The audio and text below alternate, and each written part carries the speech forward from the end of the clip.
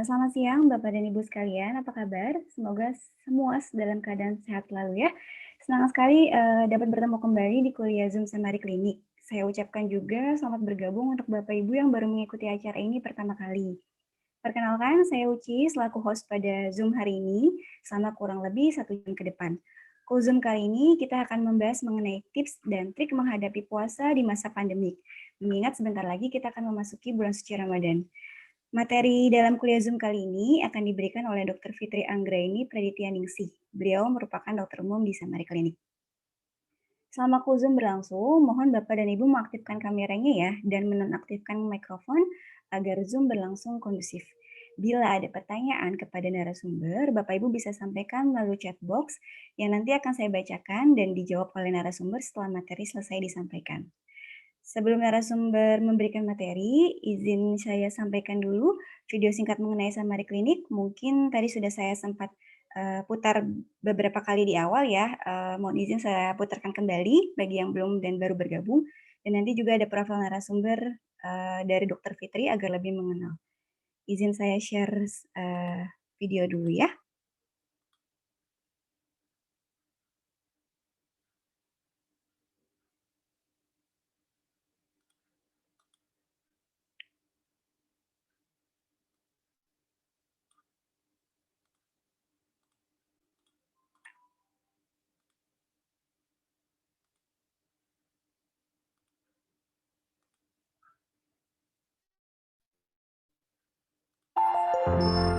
Sudah terlihat videonya dan ada suaranya? Selamat datang di Klinik Sameri. Sameri Klinik merupakan pengembangan dari Sameri Healthcare Group.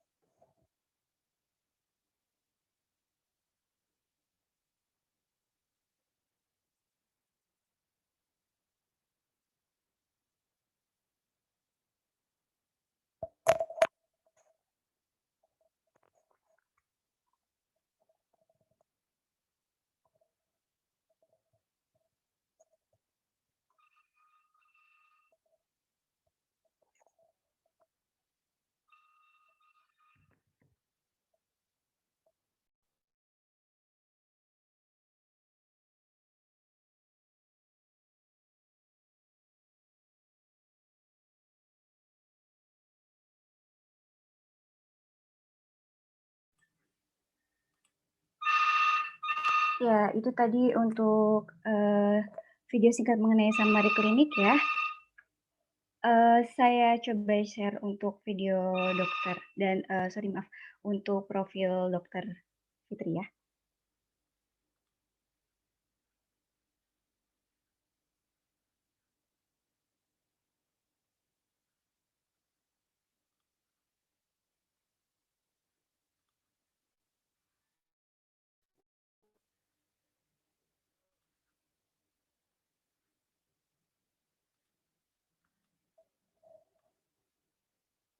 Sudah terlihat untuk profilnya, saya coba bacakan ya. Untuk kali ini narasumber kita adalah Dr. Fitri Anggraini Pradityaningsih. Beliau merupakan dokter umum di Samari Klinik sejak tahun 2019. Sudah terlihat slide-nya ya? Sudah ya? Oke.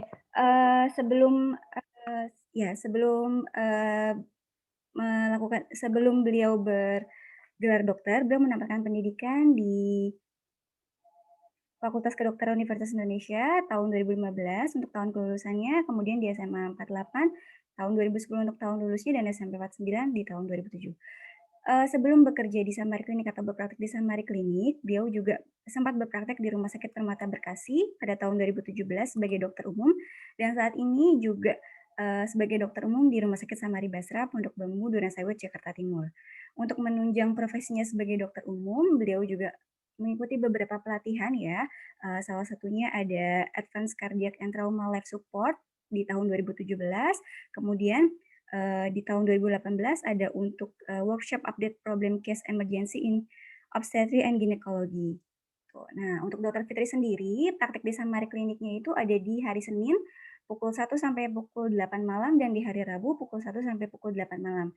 Bagi Bapak Ibu yang ingin konsultasi dengan Dokter Fitri langsung bisa langsung datang di Samari Klinik di Basura City Tower F, lantai GF, nomor CL02 Basura City. Atau bisa juga untuk telekonsultasi langsung, khawatir di tengah pandemi ini untuk berpergian keluar, bisa juga karena Samari Klinik juga ada layanan untuk telekonsultasi. Atau nanti mungkin pada saat bulan Ramadan gitu ya, enggan untuk berpergian keluar gitu karena puasa, bisa untuk memanfaatkan layanan telekonsultasi yang ada di Samari Klinik.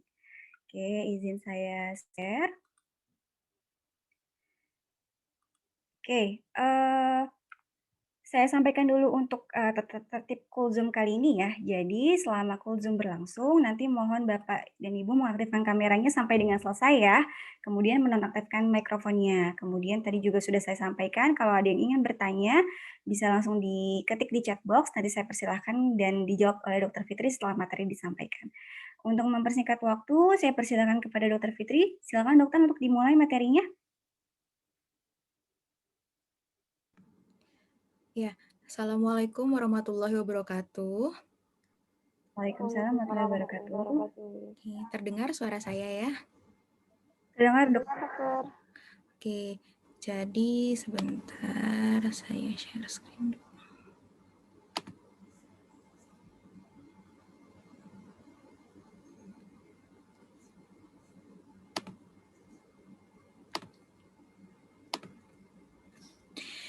Ya, selamat siang semuanya. Perkenalkan, saya Dr. Fitri Anggraini Pradityaningsih, biasa dipanggil Dr. Fitri. Hari ini saya akan sharing kepada rekan-rekan semua mengenai tips and trik berpuasa, karena nggak lama lagi insya Allah bulan depan kita akan memasuki bulan Ramadan untuk yang muslim. Baik, saya mulai saja untuk sharingnya hari ini ya. Ya, jadi sebelum kita membahas mengenai tips and triknya, kita harus tahu definisi apa itu puasa atau dalam bahasa Inggrisnya fasting ya. Puasa itu tidak makan dan minum dalam durasi waktu tertentu. Nah, puasa bulan Ramadan ini ternyata termasuk ke dalam prolong intermittent fasting. Jadi, kita perlu tahu dulu nih intermittent fasting apa, semacam pola diet, jadi berupa pengaturan jam makan dan jam puasa secara reguler, dengan umumnya durasi puasa itu lebih dari 12 jam. Nah, puasa bulan Ramadan dimulai kalau sahur mungkin selesai sahur sekitar jam 4, jam setengah 5 ya, terus berbukanya sekitar jam 6 sore, itu udah 12 jam lebih, hampir 14 jam. Jadi puasa bulan Ramadan ini termasuk ke dalam intermittent fasting.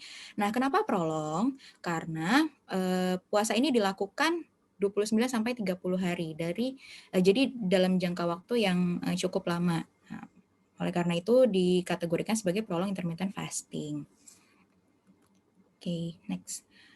Nah, sebelum kita membahas bagaimana sih mekanisme puasa dan dampaknya dari dalam tubuh kita harus tahu dulu nih fisiologi. Kalau kita makan itu gimana sih yang masuk ke dalam tubuh kita, gitu ya. Jadi pertama, ketika kita makan ada makanan nih, kemudian akan dimetabolisme menjadi glukosa atau gula darah. Nah, kadarnya akan tinggi setelah makan, sehingga memicu, mungkin kita pernah dengar ya, hormon insulin. Hormon insulin itu dia akan memicu untuk penyimpanan gula darah. Penyimpanan gula darah, hormonnya itu dikeluarkan oleh pankreas, sehingga kadar gula darah yang tadinya tinggi karena habis makan, turun perlahan karena ada yang disimpan di dalam tubuh. Gitu ya kalau kondisi makan. Nah, gimana kalau kondisi puasa? Nah, ini kalau kondisi puasa, berarti nggak ada makanan yang masuk sama sekali, kemudian otomatis gula darah juga akan turun perlahan.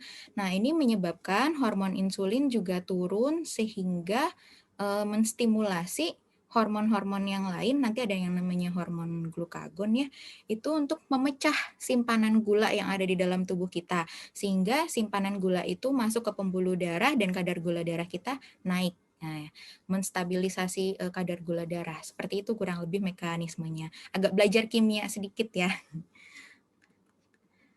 Oke. Nah, kalau puasa bulan Ramadan gimana nih? Kurang lebih prinsipnya sama ya. Gula darah di akhir-akhir itu akan turun, kemudian hormon insulin yang seharusnya menyimpan gula darah dia akan turun karena nggak ada gula darah yang beredar yang disimpan. Nah, memicu hormon lain untuk merombak simpanan gula dalam tubuh, sehingga kadar gula darah dalam tubuh stabil, nggak terlalu rendah. Nah, proses ini yang tadi ya memicu keluarnya hormon glukagon, ada hormon pertumbuhan juga dan katekolamin, yang kemudian bisa memicu juga pelepasan atau perombakan alternatif energi lain dalam tubuh selain gula. Nah, ini nanti kita bahas di slide selanjutnya. Nah, ini kurang lebih kondisi tubuh kita, kondisi kadar gula kita saat berpuasa ya. Bisa dilihat ini ketika berpuasa ini yang merah, ketika di luar bulan puasa ini yang biru. Memang pada saat awal-awal ketika kita habis makan, gula darah akan cenderung naik. Ini pada orang normal ya. Akan cenderung naik, kemudian nanti menjelang berbuka itu akan turun. Ya. Jadi memang menjelang berbuka simpanan gula akan semakin berkurang, semakin sedikit sehingga tubuh perlu mencari alternatif sumber energi, perlu ada yang dipecah. Salah satunya apabila simpanan gula sudah mulai sedikit, yang berikutnya akan dipecah adalah lemak. Sumber energi berikutnya yaitu melalui proses ketogenesis. Nah, pada orang normal, gula darah itu akan dipertahankan kisaran 60-70 mg per desiliter pada saat puasa.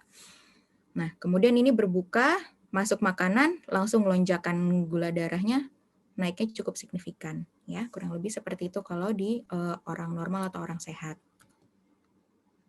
Nah, ini perbandingan kadar gula darah, protein, dan lemak dalam tubuh ketika puasa.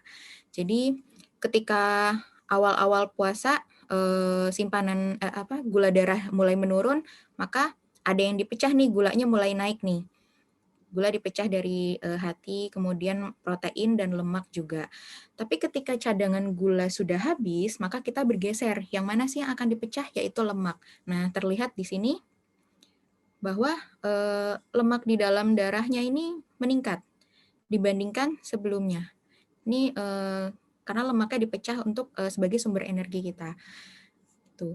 Nah, kalau cadangan gula habis, yang berikutnya akan dipecah adalah lemak dan yang berikutnya dipecah adalah protein. Tapi protein biasanya belakangan. Jadi puasanya bisa sampai berjam-jam, lebih dari 24 jam itu baru si proteinnya yang akan dirombak lebih banyak. Nah, ini dia dampak puasa Ramadan terhadap tubuh ya. Dari sebuah jurnal saya ambil ada beberapa parameter, yaitu dari pemeriksaan darah, dari kadar lemak, hormon, dan juga berat badan dan kadar lemak tubuh. Memang efeknya pada darah bisa meningkatkan kadar hemoglobin dan hematokrit, juga parameter darah lainnya. Tapi kalau untuk leukosit atau sel darah putih, tidak signifikan kenaikannya. Nah, sementara untuk lemak, ternyata penurunan kadar total kolesterol serum, trigliserid, LDL, dan VLDL itu dialami pada kondisi puasa. Dan peningkatan HDL. HDL ini lemak baik ya, lemak baik untuk tubuh. Kalau untuk hormon tidak ada perubahan. Kemudian, karena cadangan lemaknya dipecah, bisa berefek ke tubuh kita, yaitu penurunan indeks massa tubuh, lemak tubuh, dan lingkar pinggang. Bisa turun berat badan, kurang lebih bahasa awamnya seperti itu ya. Tapi kalau makannya baik dan benar, nanti dijelaskan di akhir. Oke, kemudian efeknya untuk sistem kardiovaskular atau jantung kita itu bisa ada penurunan tekanan darah sistolik dan diastolik, kemudian kapasitas paru-paru kita juga meningkat, dan untuk penanda inflamasi atau peradangan dalam tubuh ya itu menurun. Gitu. Nah, ini kurang lebih gambarannya untuk puasa Ramadan terhadap tubuh ya. Next. Nah, sering sekali dapat pertanyaan, dok, gimana kalau pasien diabetes mellitus dampak puasa terhadap pasien DM gimana sih? Oke, saya jelaskan singkat. Ya, jadi memang perlu ada penyesuaian pada pasien-pasien dengan diabetes mellitus. Memang pada pasien dengan diabetes mellitus tergantung tipenya ya, itu hormon insulin sebagai pengendali kadar gula darah tidak ada atau kadarnya rendah atau bahkan resisten. Jadi tidak berfungsi dengan baik.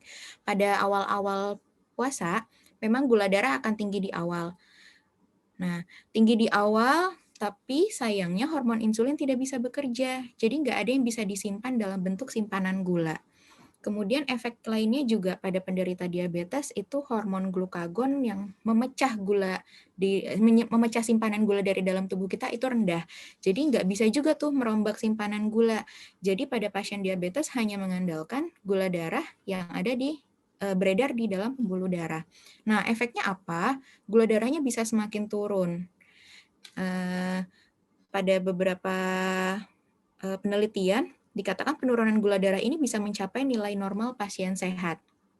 Tapi perlu diwaspadai, perlu hati-hati juga, perlu penyesuaian terapi pada pasien-pasien dengan diabetes mellitus agar bisa menjalani puasa dengan optimal. Jadi kalau ditanya boleh puasa atau enggak, boleh, tapi harus disesuaikan dulu terapinya. Disesuaikan juga makannya, ya. Oke. Next. Nah, gimana dampak puasa pada pasien dengan gejala saluran pencernaan atas?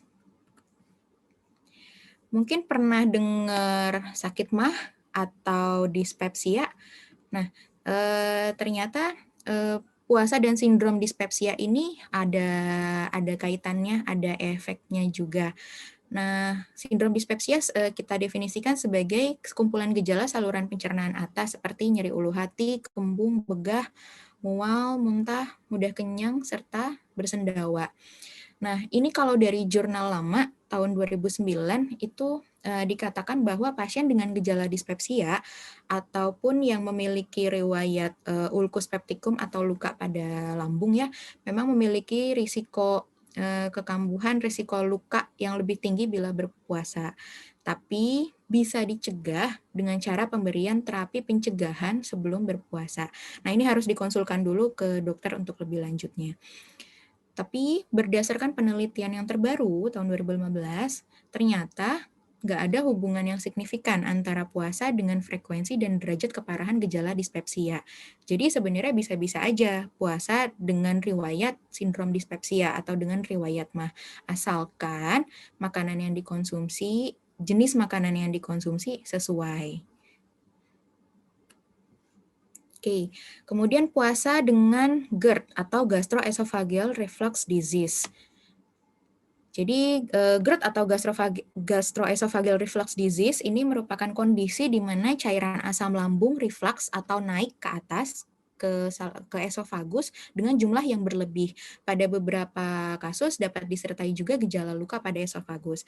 Nah, tanda dan gejalanya ini tipikal heartburn, jadi terasa panas di dada, regurgitasi, jadi sering terasa asam atau pahit di mulut, di tenggorokan, di lidah karena memang asam lambungnya naik ke atas. Bahkan asam lambung itu bisa juga melukai area tenggorokan sehingga menimbulkan nyeri menelan. Nah, memang di penelitian yang saya temukan ini risiko GERD saat puasa meningkat. Tapi ternyata setelah diteliti lebih lanjut, meningkatnya kenapa? Karena asupan makan dan pola dietnya kurang baik selama puasa. Ada yang ketika berbuka puasa langsung konsumsi minuman bersoda, ada yang ketika buka puasa langsung konsumsi makanan santan. Nah, disitulah risiko GERD ataupun dispepsia tadi juga bisa meningkat karena asupan-asupan makanan yang memicu asam lambung naik itu. Nah, gimana nih kalau di ibu hamil dan menyusui? Dampaknya gimana? Pada ibu hamil dari penelitian ada beberapa penelitiannya, jadi ada yang bilang kalau ibu hamil itu berpuasa di ibu hamil bisa memberikan efek negatif. Ada juga yang mengatakan kalau berpuasa di ibu hamil memberikan dampak positif gitu. Beda-beda. Jadi ini saya coba ambil sedikit. Ada yang mengatakan bahwa puasa bisa meningkatkan risiko kejadian berat bayi lahir rendah, hiperemesis gravidarum, dan berkurangnya gerak janin. Jadi ini diteliti pada pasien-pasien hamil di trimester 1, jadi di awal-awal kehamilan ya, dan juga di trimester ketiga. Nah, kondisi hiperemesis gravidarum mungkin kita ambil contohnya. Jadi ini mual muntah pada kehamilan di trimester-trimester awal, di minggu-minggu awal kehamilan. Nah, memang kondisi puasa ini bisa memperberat, karena ketika hiperemesis berarti kita muntah-muntah yang berlebih, muntah-muntah yang banyak. Makan pun juga susah, karena kondisi hamil itu sendiri. Karena kondisi hormon kehamilan itu sendiri. Nah, risiko dehidrasi meningkat. Kalau ditambah puasa, otomatis asupan yang ke ibu hamilnya juga nggak ada gitu. Jadi memang sebaiknya kalau kondisinya tidak memungkinkan untuk puasa, tidak apa-apa, tidak berpuasa gitu. Nah, kalau dari penelitian lain ada yang mengatakan bahwa tidak ada efek signifikan antara puasa dan kehamilan. Dan puasa ini justru menurunkan risiko diabetes gestasional karena tadi gula darahnya jadi lebih terkontrol ya, nggak yang tinggi terus. Kemudian risiko kenaikan berat badan berlebih selama hamil rendah. Dengan catatan kalau ibu hamil mau puasa itu harus konsultasikan lebih dahulu kepada dokter. Apakah memang memungkinkan kondisinya untuk puasa atau tidak? Biasanya sih kalau dari yang saya tahu itu trimester 2 banyak yang diperbolehkan untuk puasa karena sudah mulai enak makannya. Kemudian tapi perlu dipantau juga ya berat badan bayinya, perlu USG, perlu pemeriksaan lebih lanjut. Oke, kalau ibu menyusui gimana? Jadi memang puasa pada ibu menyusui tidak berefek signifikan terhadap makronutrien pada ASI. Nah, namun karena jumlah frekuensi makannya menurun yang semula bisa 3-4 kali sehari, ini jadi 2-3 kali sehari ya, itu kandungan mikronutriennya ada yang turun seperti zat besi, zinc, dan kalsium dibandingkan dari standar asupan makan kita seharusnya sehari-hari. Ditambah lagi dari penelitian tersebut selama bulan puasa ternyata banyak nih ibu menyusui yang mengkonsumsi teh. Nah, teh sendiri ini bisa menyebabkan penyerapan zat besinya jadi terhambat. Akibatnya kadar zat besi tubuh kita juga asupannya juga bisa berkurang. Tapi ini perlu disesuaikan juga apakah bayinya atau anaknya sudah mengkonsumsi MPASI, apakah masih menyusui eksklusif, itu juga perlu dipertimbangkan untuk ibu menyusui berpuasa. Sebaiknya konsultasikan lebih dahulu ke dokter. Jadi kalau ditanya, boleh apa enggak ibu hamil dan ibu menyusui puasa? Boleh, tapi dengan catatan konsultasi terlebih dahulu. Ya. Kalau nggak memungkinkan, it's okay, nggak apa-apa, nggak puasa. Dalam Muslim pun juga, dalam Islam tidak diwajibkan juga. Ya. Nah, kita masuk ke tips dan trik berpuasa aman dan nyaman selama pandemi. Ya, jadi ini tipsnya harus rutin aktivitas fisik. Kemudian hindari berkumpul untuk buka puasa bersama, tetap terapkan physical distancing. Kalau di bulan-bulan sebelumnya, sebelum pandemi, kalau kita bulan puasa udah padet tuh di awal bulan. Wah, mau buka puasa SD, mau buka puasa SMP, buka puasa SMA, teman kuliah. Nah, sementara selama pandemi, kita hindari untuk berkumpul buka puasa bersama. Kalaupun ingin buka puasa bersama, saran saya virtual aja. Makan bareng-bareng di Zoom, gini ya, di Zoom. Di lokasi yang beda-beda, tapi jangan jadi satu di ruangan terus nge-Zoom ya sama aja. Gitu ya. Jadi hindari kumpul-kumpul, physical distancing, hindari merokok juga ya. Jadi puasa ini ternyata baik, sangat baik buat tubuh kita. Buat perokok yang biasanya merokok siang, sore, kalau puasa kan harus berhenti ya merokoknya. Nah, ini efeknya bagus di tubuh kita nih. Apalagi kalau misalkan dilanjutin dari buka puasa sampai sahur nggak ngerokok lagi, wah bagus banget efeknya, bisa ke elastisitas imunitas pembuluh darah, risiko penyakit jantung menurun, risiko stroke juga menurun gitu. Kemudian konsumsi makanan sesuai kandungan gizi yang direkomendasikan. Jadi gizinya harus seimbang ya. Manajemen stres yang baik, kemudian istirahatnya juga cukup, tapi jangan kebanyakan. Jangan sepanjang hari tidur, istirahat. Yang ada tubuh kita juga nggak baik gitu. Oke, nah gizi seimbang itu gimana sih? Nah ini 4 pilar gizi seimbang berdasarkan Kemenkes ya. Jadi konsumsi makanannya beragam dengan memperhatikan jumlah dan proporsinya, membiasakan perilaku hidup bersih, melakukan aktivitas fisik. Aktivitas fisik tuh bisa jalan kaki, keliling rumah misalkan, kemudian naik kalau mau agak dinaikkan sedikit intensitasnya, naik turun kursi, naik turun tangga gitu bisa juga ya. Kemudian yang keempat mempertahankan dan memantau berat badan normal. Nah, ini gizi seimbang ya. Ada takarannya sendiri untuk porsi karbohidratnya, sayuran, buah, lauk pauk, dan juga konsumsi gula, garam, dan minyak itu perlu dibatasi ya. Oke.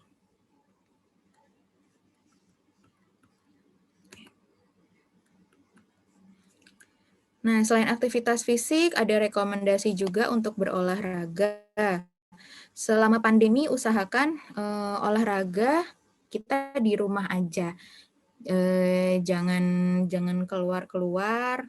Jangan, misalkan dulu kalau mau buka puasa, main futsal, main bola bareng-bareng. Sebaiknya jangan, kita coba cari alternatif olahraga yang bisa dilakukan di rumah. Seperti misalkan yoga atau senam aerobik, bisa sendiri, bisa buka di YouTube, ada searching aja aerobik, kemudian yoga. Nah, itu bisa dilakukan. Atau kalau yang punya treadmill di rumah, silahkan pakai treadmillnya. Nah, pada kondisi sehat, itu olahraga dengan intensitas moderat dan durasinya sekitar 45-60 menit itu dari penelitian bisa meningkatkan sistem imunitas tubuh. Nah, yang direkomendasikan selama berpuasa ini ada jurnal yang mengatakan kalau baik dilakukan sebelum berbuka atau dilakukan 1 jam setelah berbuka dengan catatan ketika berbuka makanannya itu bukan makanan berat. Gitu.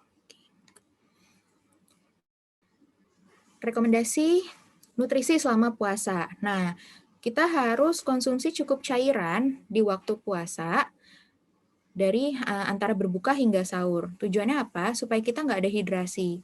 Rekomendasinya sekitar 8-10 gelas sehari. Ini saya dapat infografisnya ya. Oke. Saya dapat infografisnya. Bisa dikonsumsi 1 ketika bangun sahur 1 gelas, kemudian setelah makan sahur 1 gelas, kemudian berpuasa, setelah itu ketika berbuka puasa minum 1 gelas, setelah sholat maghrib, setelah makan, isya, setelah sholat tarawih, dan sebelum tidur. Kalau di total-total 8 gelas. Kalau bisa sampai 10 gelas lebih baik lagi. Nah, konsumsi cairan ini hindari yang bersifat diuretik seperti teh, kopi, minuman berkarbonasi, atau minuman yang mengandung kadar gula tinggi. Karena kenapa? Karena dia sifatnya diuretik, bisa mengeluarkan cairan tubuh. Yang ada kita jadi berisiko dehidrasi.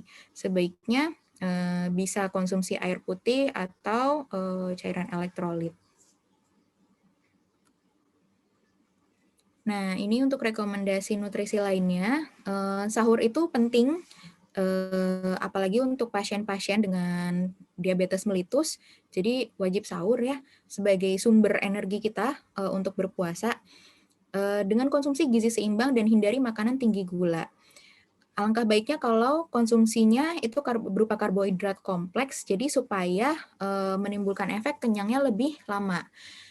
Bisa juga konsumsi buah yang mengandung air lebih banyak, tujuannya untuk memenuhi kebutuhan cairan kita juga, salah satunya dengan konsumsi buah yang mengandung air lebih banyak dan tinggi kandungan vitamin C.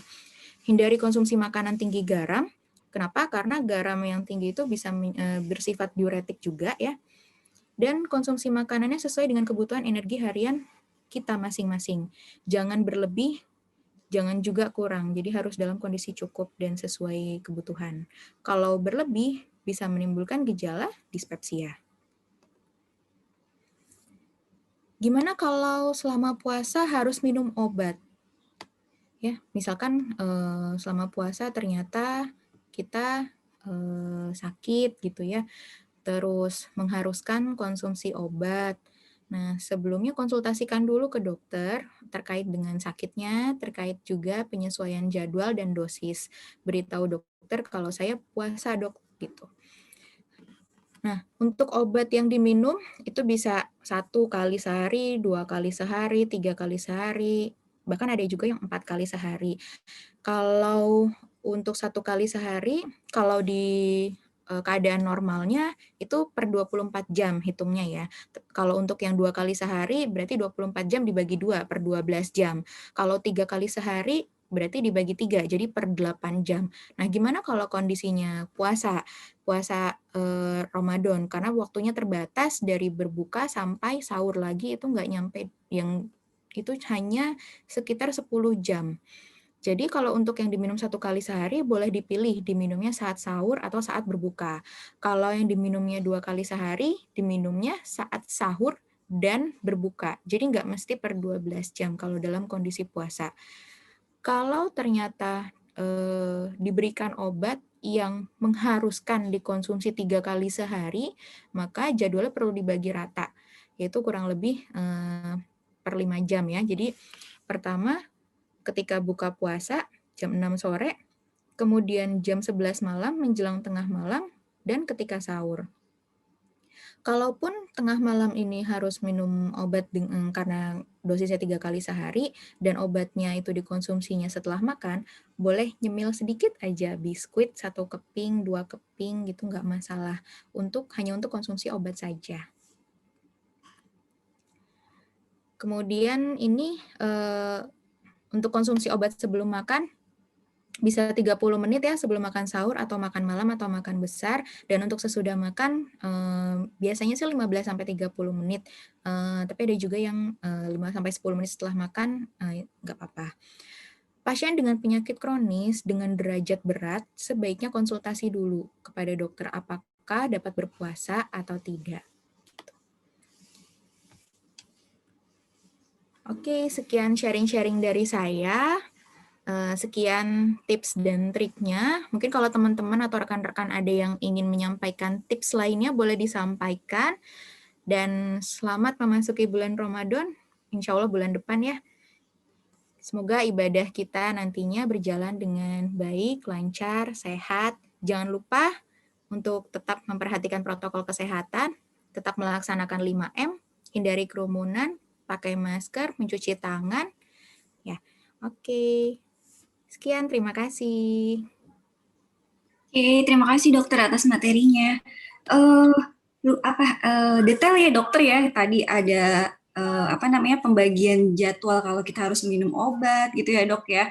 Karena biasanya kalau obat nih banyak yang nggak terlalu aware sama waktunya ya dok ya. Termasuk saya kadang harus diminum 3 kali, dia diminumnya asal gitu ya. Tadi dokter sudah sempat kasih perhitungannya ya dok ya. Kalau misalnya 3 kali jam segini gitu.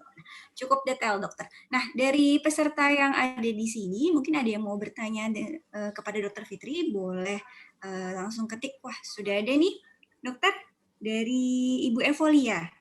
Bagaimana cara mengatasi bau mulut ketika puasa? Ada kurang lebih 2 pertanyaan ya dok ya. Kemudian yang kedua, kalau frekuensi minum obat 4 kali sehari, bagaimana cara mengaturnya? Karena jeda antara berbuka dan sahur cukup sempit. Tadi dokter yang 3 jam aja ya terakhir ya, sama yang 2 jam ya? Sama yang 2 kali, 2 sama 3 ya. Nah kalau yang 4 kali gimana nih dok? Ya, terima kasih Bu Lia ya. Oke, untuk atas pertanyaannya, salam kenal Bu Lia. Iya. Jadi bagaimana cara mengatasi bau mulut ketika puasa? Nah, ini banyak keluhan juga nih terkait dengan bau mulut.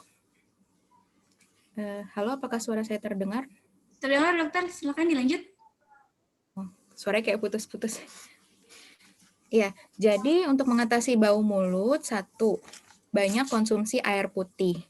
Kemudian konsumsi buah-buahan yang berair itu juga bisa membantu meringankan kondisi atau kondisi bau mulut. Nah, terus tapi habis konsumsi buah-buahan yang berair dan manis ya, kalau buah itu jangan lupa untuk minum air putih juga, jadi supaya tidak menyisakan rasa manis di mulut. Hindari konsumsi manis-manis di akhir makan, kalaupun tadi ya habis konsumsi yang manis-manis langsung bilas dengan air putih, langsung minum air putih. Rajin sikat gigi, kemudian kumur-kumur dengan mouthwash ya, itu juga membantu, tapi jangan ditelan. Kalau ditelan batal nanti. Kemudian rajin juga untuk menyikat lidah, karena sebenarnya bau mulut itu karena ada sisa-sisa makanan di rongga mulut kita. Jadi dia menimbulkan bau asam, apalagi kalau misalkan ada sesuatu yang manis di situ yang menumpuk ya, itu bisa menyebabkan bau asam dari situ. Oke, itu pertanyaan pertama. Kemudian yang berikutnya, kalau frekuensi minum obat 4 kali sehari, itu bagaimana mengaturnya? Ya, memang ya ada beberapa obat yang dikonsumsi tiap 6 jam sekali, itu ada antibiotik juga, kemudian ada obat demam yang bisa dikonsumsi tiap 6 jam sekali. Kalaupun harus mengkonsumsi obatnya 4 kali sehari, memang jedanya sempit, jadi dikembalikan lagi ke kondisi pasiennya bisa berpuasa atau enggak, gitu. Karena kalau 4 kali sehari kan cukup padat ya, sebaiknya diskusikan dengan dokternya, apakah bisa dok diubah obatnya, dosisnya jadi 3 kali sehari atau jadi 2 kali sehari, dicarikan alternatif obat, gitu. Atau pilihan berikutnya tidak berpuasa terlebih dahulu, karena sedang dalam kondisi sakit, seperti itu. Oke, ada lagi Mbak Uci.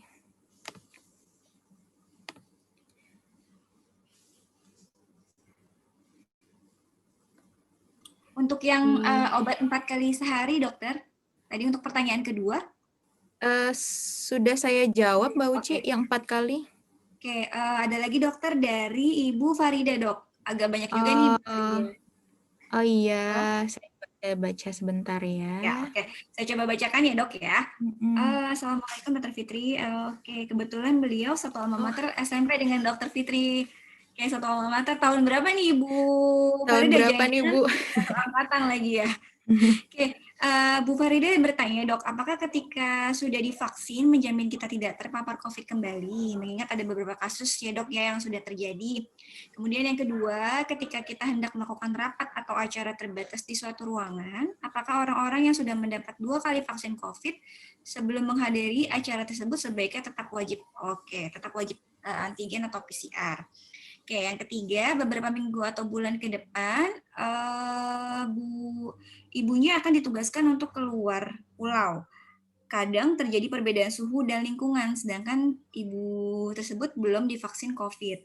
Bagaimana kiatnya agar tetap sehat? Mohon penjelasannya, dokter. Semoga kita dalam keadaan dilindungi oleh Allah Subhanahu wa Ta'ala. Amin. Silakan dokter bisa dijawab. Ya, Waalaikumsalam Bu Farida. Halo, salam kenal Ibu. Mungkin senior mungkin ya.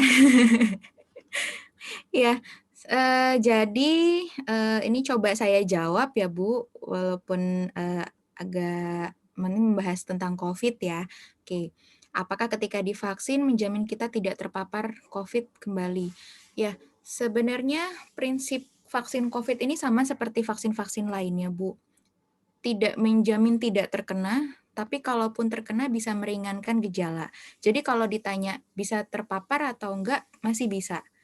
Itulah pentingnya ketika habis vaksin tetap menjaga 5M, ya, protokol kesehatan seperti itu. Kemudian untuk pertanyaan nomor 2, suara saya putus-putus nggak ya? Mohon maaf, saya kedengarannya agak putus-putus. Enggak ya? Bagus ya, oke. Kemudian untuk pertanyaan nomor 2, ketika hendak melakukan rapat, oke, apakah orang yang sudah mendapat 2 kali vaksin sebelum menghadiri sebaiknya tetap wajib? Oke, jadi dari info terbaru dari CDC, itu apabila orang-orang yang sudah divaksin ingin ada ingin berkumpul gitu ya, itu sudah diperbolehkan dari CDC. Bahkan bisa tanpa pakai masker atau ini protokol kesehatan itu dari CDC nggak apa-apa. Tapi rasanya kalau untuk di Indonesia itu sulit sekali dilakukan karena masih ada kemungkinan besar untuk terkena dan tingkat kesadaran masyarakat Indonesia sejujurnya sepertinya masih rendah. Jadi kalau ditanya untuk menghadiri acara tersebut sebaiknya tetap wajib antigen atau PCR test atau tidak. Kalau berkenan untuk dilakukan tes tersebut sebelum rapat, silahkan gitu ya. Tujuannya sih untuk kenyamanan kita sendiri ya, kenyamanan kita dan juga untuk orang lain. Kalaupun ternyata ketika dites kita positif, setidaknya tidak sampai menularkan ke rekan-rekan yang lainnya gitu. Jadi ini diserahkan kembali kepada pihak penyelenggara dan diserahkan kembali kepada yang ingin menghadiri rapat tersebut. Kalau ada rezeki lebih silahkan kalau mau cek. Oke, kemudian akan ditugaskan ke luar pulau atau luar negeri. Oke, belum vaksin. Bagaimana kiat agar tetap sehat? Konsumsi makanan bergizi dengan gizi seimbang, Bu, yang tadi saya sempat jelaskan. Banyak konsumsi vitamin C juga ya, karena memang ternyata vitamin C itu antioksidan yang cukup baik. Dan kuncinya sebenarnya dengan menjaga dan menaati protokol kesehatan. Pakai masker dengan benar, rajin mencuci tangan, kemana-mana dia tuh bawa sabun yang kecil atau bawa hand sanitizer, silahkan. Kemudian hindari kerumunan, kalaupun harus berada di area kerumunan, jaga jarak. Minimal 2 meter, gitu. Oke, dari saya itu. Oke, terima kasih dokter. Semoga jelas ya jawaban dari dokter Fitri ya Bu Farida ya. Oke, lanjut ke pertanyaan berikutnya dok, karena rasanya banyak yang ingin bertanya nih. Dari Mbak Cynthia, izin bertanya dokter, bagaimana mengatasi masalah GERD pada bulan puasa? Makanan apa yang perlu dimakan dan dihindari? Serta tipsnya agar penyakit GERD tidak kambuh pada saat. Terima kasih dokter. Ya, terima kasih Bu Cynthia. Bagaimana mengatasi masalah GERD pada bulan puasa? GERD itu sendiri dia dipicu dari jenis makanannya, seperti makanan yang mengandung asam, pedas, santan, kemudian makanan-makanan yang mengandung kafein, minuman ya, kopi juga itu termasuk. Jadi faktor risiko terjadinya gejala GERD. Jadi itu yang harus dihindari makanan-makanan tersebut. Kemudian ketika berbuka puasa, coba makan dengan porsi kecil terlebih dahulu. Jangan langsung konsumsi makanan atau minuman yang sangat manis ya, karena itu bisa memicu rasa tidak nyaman di lambung gitu. Oke, terima kasih dokter. Bagaimana Mbak Cynthia? Sudah cukup jelas atau ada yang mau ditambahkan? Oke, lanjut ke pertanyaan berikutnya ya dok ya, dari Ibu Nida. Bagaimana tips dan trik puasa yang aman saat pandemi ketika kita harus tetap kurang lebih 6-8 jam? Makanan atau vitamin apa yang dianjurkan untuk memperkuat imun tubuh? Mungkin tadi beberapa udah sempat disampaikan di pertanyaan sebelumnya ya dok ya. Iya, benar. Jadi tetap jaga protokol kesehatan, laksanakan 5M. Untuk makanan sebenarnya selama gizi kita seimbang, konsumsi sayur, konsumsi buah, terutama yang mengandung banyak vitamin C, kemudian proteinnya juga jangan lupa, dan juga karbohidrat. Jadi ada porsi-porsinya tersendiri ya. Tadi yang di tabel segitiga itu yang tadi saya sampaikan. Insya Allah imunitas tubuh kita baik gitu. Oke, terima kasih dokter. Gimana Bu Nida? Ada yang mau ditanyakan lagi? Oke, jadi saya izin ini ya dok ya, izin bertanya juga sih. Jadi sempat pernah baca artikel dok, kalau puasa itu sebetulnya membantu orang untuk membuang racun, kemudian mengurangi kadar gula darah dan mengurangi timbunan lemak. Itu betul nggak sih? Kemudian berarti apa namanya ada manfaatnya juga ya untuk tubuh gitu, apalagi untuk imun tubuh ya dok ya, apalagi terutama di saat pandemi kayak gini ya dok ya. Iya, benar sekali Bu Uci. Jadi dari jurnal yang saya baca itu memang efeknya sangat bagus sekali buat tubuh. Pada penderita diabetes itu bisa membantu mengontrol kadar gula darah. Walaupun ketika awal-awal akan ada kadar gula darahnya akan turun cukup signifikan, tapi dia lama-lama akan beradaptasi seperti itu menuju kadar gula darah normalnya. Kemudian yang tadi saya bahas di awal, ketika kita berpuasa itu akan ada fase memecah sumber energi. Selain gula atau simpanan gula dalam tubuh kita, itu ada simpanan lemak dan juga protein. Yang kita harapkan sebenarnya jangan sampai proteinnya ikut dipecah, jadi hanya gula dan lemaknya saja gitu. Nah, adanya pemecahan lemak ini, apalagi di puasa bulan Ramadan nih 29-30 hari, cukup panjang ya. Itu bisa membantu menurunkan kadar kolesterol dalam tubuh, kemudian efeknya lemak-lemak dalam tubuh presentasinya juga bisa berkurang, terus berat badan turun itu bonus, kemudian lingkar pinggang, lingkar pinggul itu juga bisa menurun karena adanya pemecahan-pemecahan lemak itu sendiri, gitu. Oke, oke cukup ya dok ya. Bu Lia tanya lagi nih dok, mungkin tambahan kali ya Bu ya. Satu lagi dok mau tanya, untuk anak yang susah makan bagaimana cara mengatasinya ketika sahur supaya tetap terpenuhi nutrisinya? Ya, terima kasih pertanyaannya Bu Lia. Mungkin bisa diberitahu dulu anaknya usia berapa ya? Sudah mulai puasa? Mungkin SD kali ya dok, biasanya ya kita kalau di Indonesia ya rata-rata, oh tuh betul 6 tahun dokter SD berarti salah satu ya Bu Oke, ya. 6 tahun, ya. Tetap kita berikan komposisi untuk karbohidratnya sesuai. Jadi tetap ada karbohidrat, lemak, dan juga protein. Buat anak sebenarnya itu yang cukup penting ya.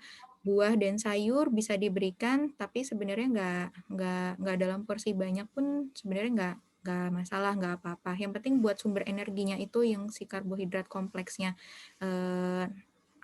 nasi, kemudian lemak, dan juga protein. Kalaupun mau dikasih sayur juga boleh-boleh aja sih, nggak masalah. Oke, cuma memang kalau sayur rata-rata, apalagi dia susah makan nih, biasanya kalau anak susah makan itu sayurnya udah paling anti banget kan dok dikasih sayur ya, maunya pilih-pilih aja, picky banget kan kalau untuk makan. Apalagi tadi Bu Lia juga bilang nih barusan kalau mau lauknya aja gimana dok? Jadi kayak mungkin anaknya Bu Lia lebih suka makan lauknya aja ya Bu dibanding saya. Ya, mungkin bisa disiasati cara mengemas makanannya gitu. Kalau kita orang dewasa biasa kan bisa makan nasi, sayur, lauk dalam satu piring gitu, ya udah dimakan aja. Kalau anak kalau misalkan ngeliat gitu, wah kayaknya kurang menarik, abis itu dia nggak maunya lauknya aja. Mungkin bisa diubah bentuknya, misalkan kalau dibuat bola-bola nasi atau dalam bentuk sushi misalkan, dihias-hias gitu. Tapi dengan catatan berarti ibunya harus bangun lebih pagi sih untuk mengemas itu karena memang dibuat semenarik mungkin itu perlu effort, perlu usaha gitu.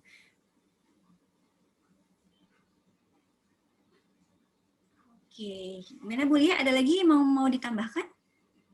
Ayo ada yang mau bertanya lagi mungkin dengan Dokter Fitri karena nanti akan ada hadiah menarik ya dari kami, ada surgical face mask sama ada voucher telekonsultasi, nanti bisa digunakan buat konsul sama Dokter Fitri nih, 3 orang pemenang dengan pertanyaan yang menarik. Kalau ada yang mau ditanyakan lagi, ayo silakan bisa langsung ditulis di chat box ya. Oke, dok perlu suntik atau kasih booster vitamin nggak sih dok?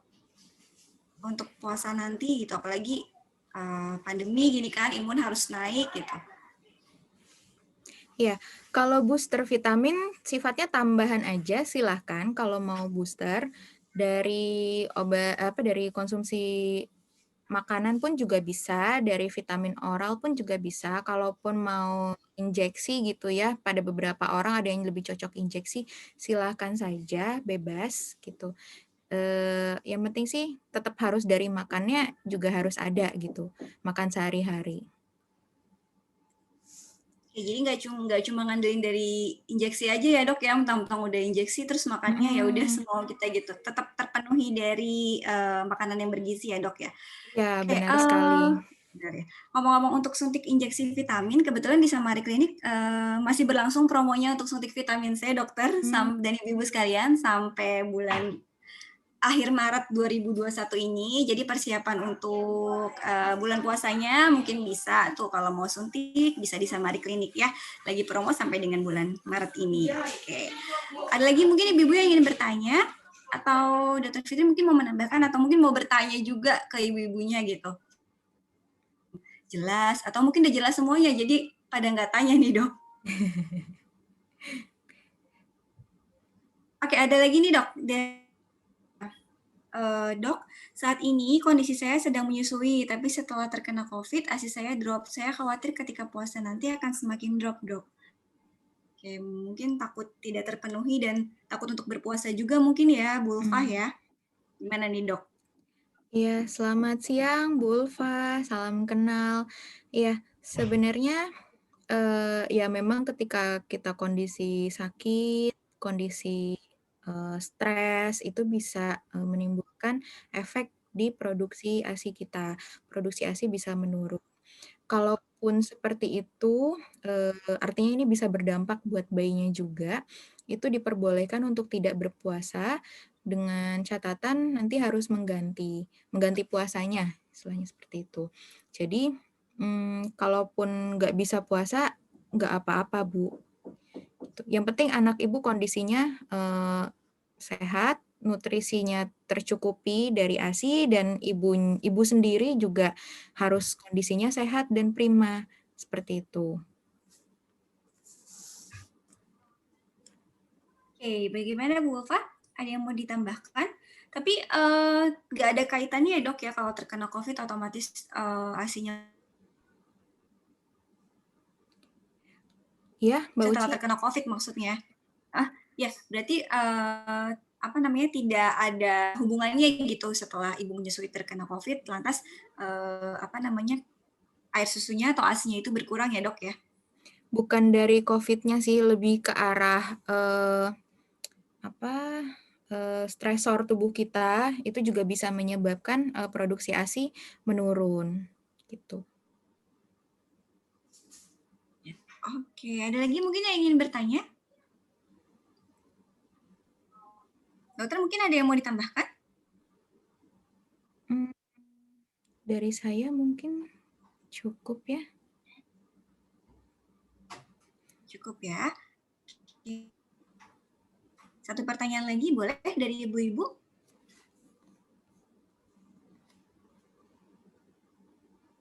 Sudah tahun puasa kedua berarti kita ya dok ya di tengah pandemi ini ya dok ya. Iya, benar Sebetulnya sekali. harusnya sudah apa namanya sudah mulai agak biasa mungkin karena sudah tahun lalu juga sudah pernah dalam kondisi seperti ini ya. Harusnya sih ya puasa yang sekarang juga kita lebih lebih siap ya dok ya, mungkin tahun Lebih kemarin siap dan benar-benar nggak masih kaget bingung sih. karena baru pertama dan nggak kaget lagi. Oke, bagaimana, ada lagi yang mau ingin bertanya? Nanya lagi Mbak? Oke, silahkan Bu Nida, boleh? Oh, lagi diketik kali ya dok ya, sama Bu Nidanya. Oke. Ada referensi vitamin yang aman untuk lambung, dokter? Waduh, kalau referensi vitamin, sebenarnya vitamin apa aja bisa ya, mau itu vitamin B kompleks, vitamin C, kalau vitamin C cari yang dia ada, selaputnya, jadi, tidak langsung bersifat asam di dalam lambung dan langsung meningkatkan kadar asam lambung gitu, coba cari yang ada selaputnya sih. Kalau untuk mereknya apa dikembalikan lagi kepada masing-masing orang atau masing-masing pasien ini nyamannya terhadap apa, gitu. Intinya sih, sebenarnya kalau dari nutrisi saja bisa, dari makanan bisa, vitamin pun hanya penambah aja sih, nggak wajib, gitu.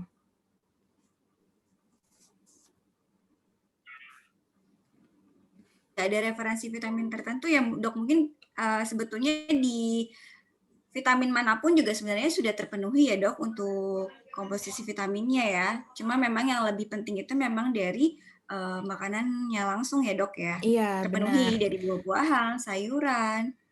Gitu. Oke, ini Ibu Meslin raise hand. Ibu mau bertanya, mungkin bisa langsung di chat box. Oh, mau berbicara langsung boleh, silakan Ibu. Bismillahirrahmanirrahim. Assalamualaikum warahmatullahi wabarakatuh.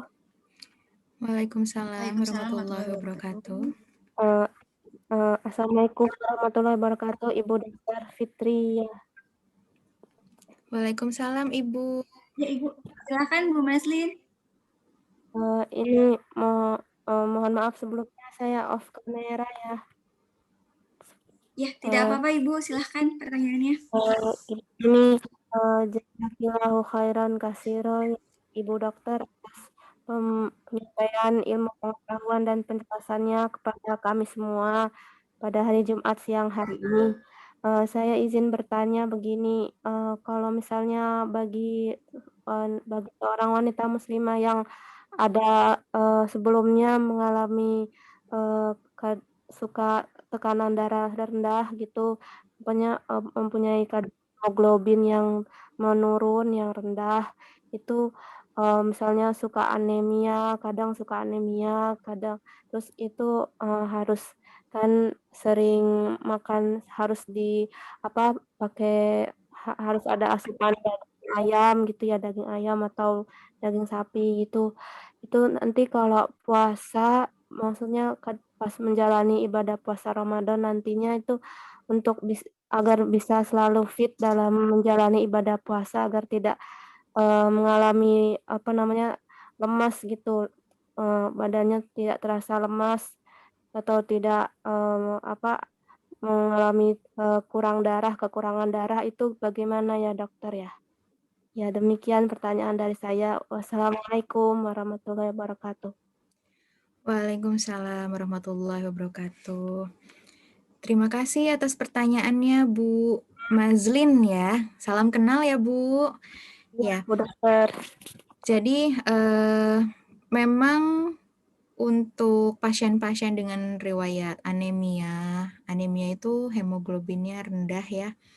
Nah, itu bisa disiasati dengan cara mengkonsumsi makanan-makanan seperti yang mengandung zat besi tinggi, seperti daging merah, kemudian sayur-sayuran hijau sebenarnya juga ada kandungan zat besinya, kemudian hati ayam itu juga tinggi kandungan zat besinya.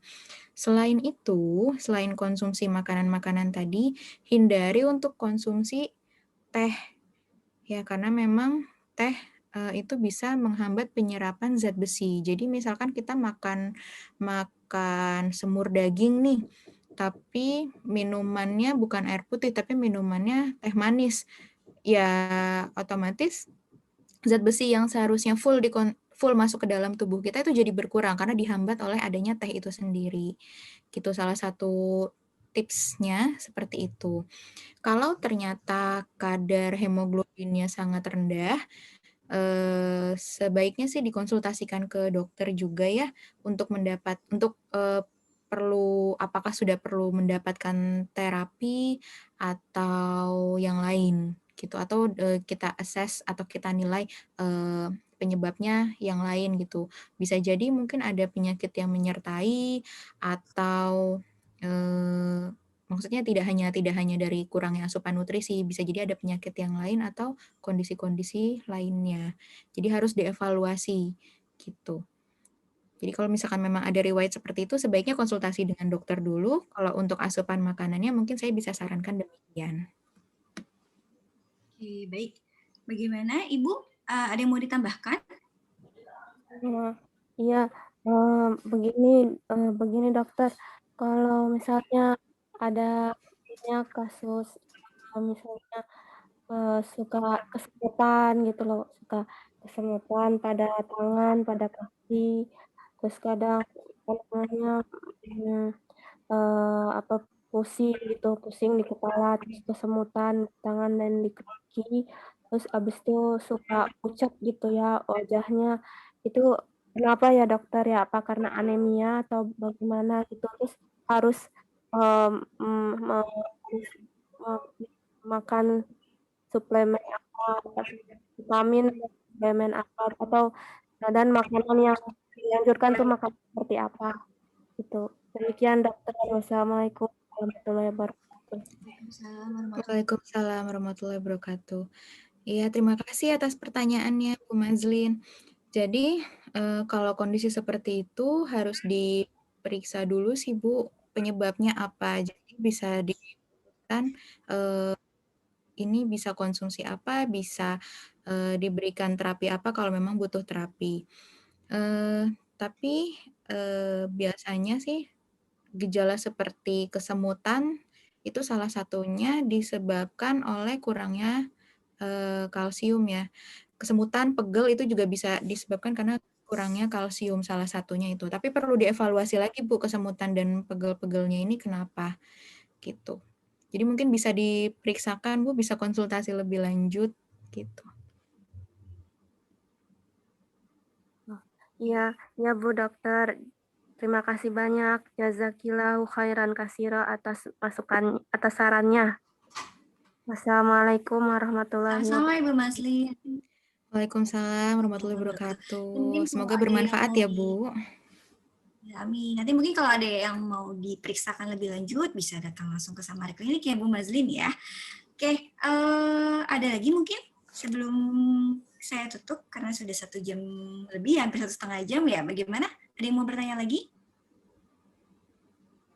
Oke, tadi saya sempat sampaikan di awal kalau ada hadiah untuk pertanyaan yang menarik ya.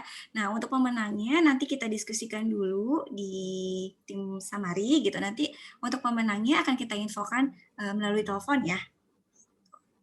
Ditahan dulu, disimpan dulu kira-kira saya menang atau enggak gitu buat yang tadi sudah bertanya. Mungkin masih penasaran ya menang atau enggaknya. Sabar dulu, tahan dulu. Nanti kalau memang menang akan kita hubungi gitu ya. Oke, dokter bagaimana? Ada yang mau disampaikan lagi, Dok, terakhir? Iya, kalau dari saya sekian sharing-sharingnya, semoga bermanfaat, semoga apa yang saya sampaikan hari ini bisa digunakan, dipraktekkan untuk kita ke depannya menghadapi bulan Ramadan yang insya Allah akan terlaksana bulan depan. Semoga puasa kita berjalan dengan lancar, kita selalu diberikan kesehatan, sehat walafiat. Oke, sekian dari saya, Bu Ci, terima kasih.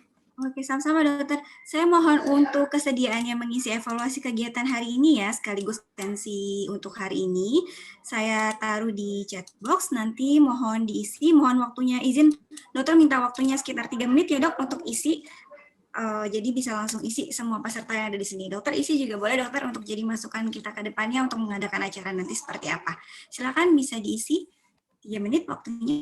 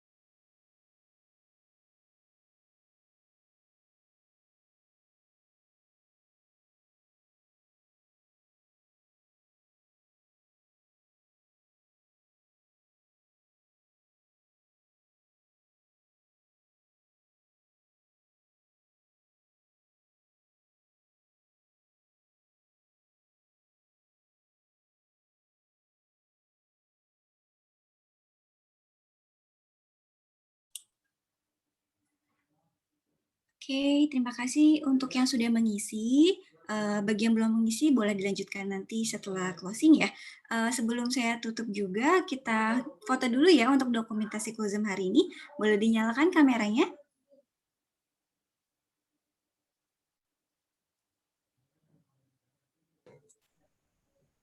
Oke, siap ya.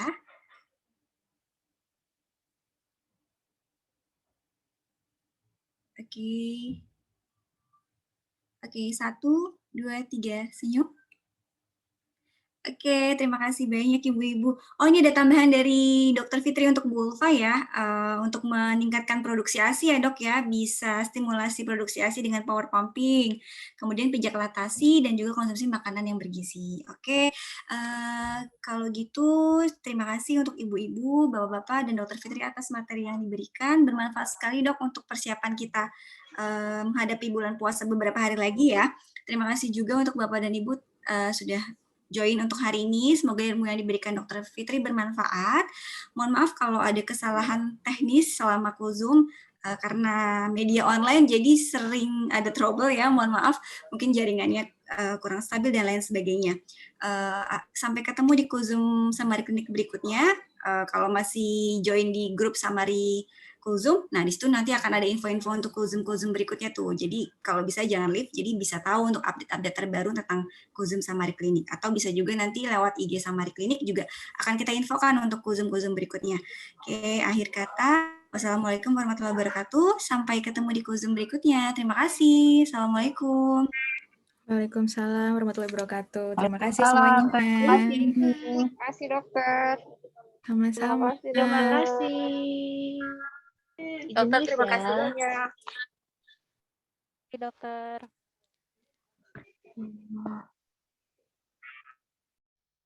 Ya,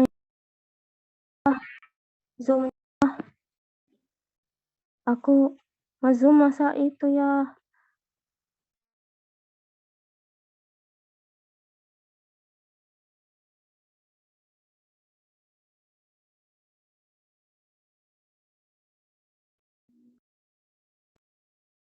Kenapa? Bismillahirrahmanirrahim.